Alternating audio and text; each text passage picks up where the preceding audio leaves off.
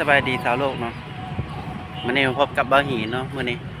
แต่วันนี้บ้าวหินจะมาที่ประตูไซเนาะประตูไซหรือว่าอนุสาวรีย์เนาะคือในบ้าวหินก็มาถ่ายรูปลิ้นเลยแต่ว่าก็มาปล่อยกล้องถ่ายรูปได้เนาะบ่ฮู้ว่าจะได้ปล่อยหรือเปล่านะ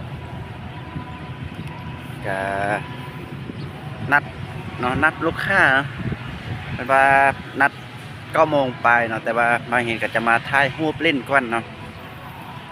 เพราะว่าตอนนี้ก็บ่ฮ้อนแด้ที่ไหนเนาะก็เลยอยากมาถ่ายรูปเล่นเพื่อได้ลงเพจได้เนาะ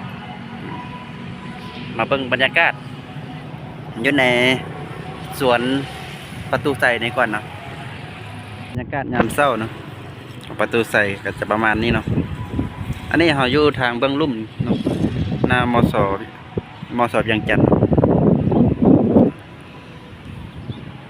นี่เพิ่นเปิดระบำน้ำเด้นะเดี๋ยวขึ้นไปเนาะ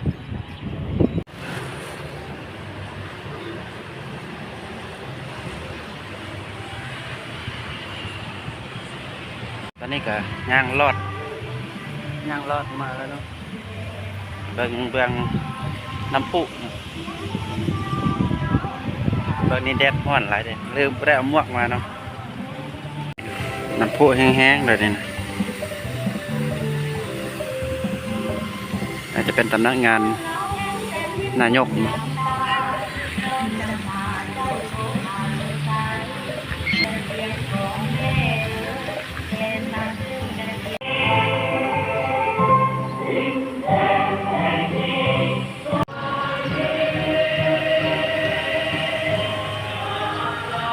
ตอนนี้ก็มา